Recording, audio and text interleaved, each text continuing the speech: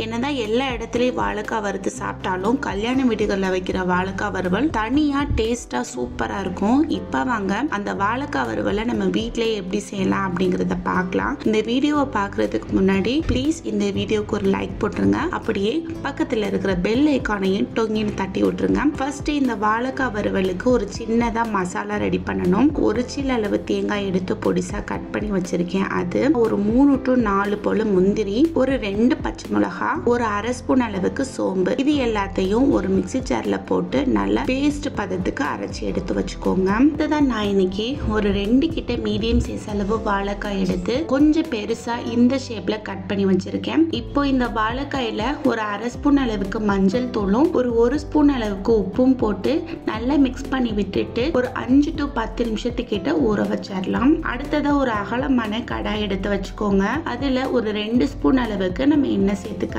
வாழைக்காய் வறுவலை பொறுத்த வரைக்கும் நல்லெண்ணெயில பண்ணீங்கன்னா ரொம்ப வாசனையா இருக்கும். நான் இன்னைக்கு இந்த கடாயில ஒரு 2 ஸ்பூன் அளவுக்கு நல்லெண்ணெய் சேர்த்து நான் ஊற வச்சிருக்கிற வாழைக்காயை எடுத்து இதுல போட்டு ஒரு 2 நிமிஷத்துக்கிட்ட மட்டும் அந்த எண்ணெயிலே நல்லா வதக்கி விட்டுட்டு மூடி வச்சிடறேன். இப்போ ஒரு 5 நிமிஷம் ஆயிடுச்சு. ஓபன் பண்ணி பாருங்க, நம்ம போட்ட வாழைக்காய் சூப்பரா வதங்கி வெந்து வந்துருச்சு. இப்போ இதை நல்லா மிக்ஸ் பண்ணி விட்டுட்டு ஒரு தட்டுல எடுத்து வச்சிருங்க.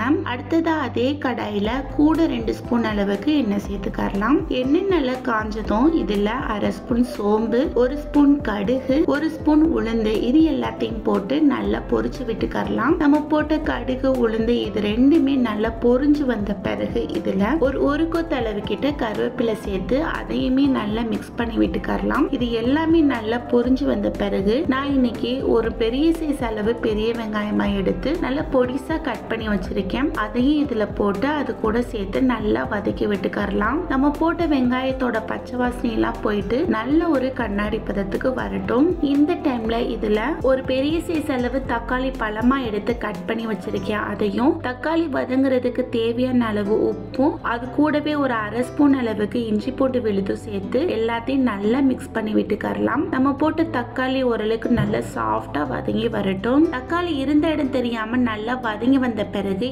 இதுக்கு தேவையான மசாலா சேர்த்துக்கலாம்.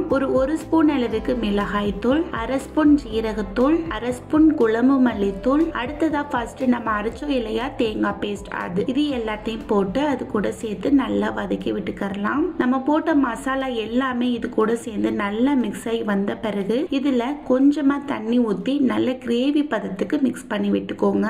இந்த டைம்ல நம்ம வதக்கி வச்சிருக்கிற வாழைக்காய் எடுத்து இதுல போட்டு அந்த கிரேவி கூட சேர்த்து நல்லா மிக்ஸ் பண்ணி விட்டுக்கலாம். ஒன்னோடு ஒண்ணு பின்னி இருக்கிற மாதிரி இருக்கு பாருங்க. இந்த அளவுக்கு இது நல்லா மிக்ஸ் பண்ணி விட்ட பிறகு அடுப்பை நல்லா மீடியம் ஃப்ளேம்ல வச்சு ஒரு 10 நிமிஷத்துக்கிட்ட விட்டுருங்க. கிரேவி எல்லாம் ஓரளவுக்கு நல்லா வத்தி ட்ரை ஃப்ரை ஆகி வரட்டும். அதே நேரத்துல மசாலா எல்லாமே வாழைக்காயில நல்லா செட் ஆகி வரட்டும். இப்போ ஒரு 5 to 6 நிமிஷத்துக்கிட்ட ஆயிடுச்சு. ஓபன் பண்ணி பார்க்கலாம். வாவ், வாழைக்காயில நல்லா செட் ஆகி வந்துருச்சு. இந்த அளவுக்கு இது வந்த பிறகு கடைசியா கொஞ்சமா கொத்தமல்லி இலை தூவி அதையுமே சேர்த்து நல்லா மிக்ஸ் பண்ணி விட்டுட்டு நீங்க சர்வ் பண்ணிக்கலாம். கண்டிப்பா இந்த மாதிரி ஒரு தடவை செஞ்சு ட்ரை பண்ணி பாருங்க. இந்த வீடியோ உங்களுக்கு பிடிச்சிருந்ததுன்னா கண்டிப்பா லைக் பண்ண மறந்துடாதீங்க. அதே நேரத்தில் அந்த பக்கத்துல இருக்கிற பெல் ஐக்கானையும் தட்டி விட மறந்துடாதீங்க.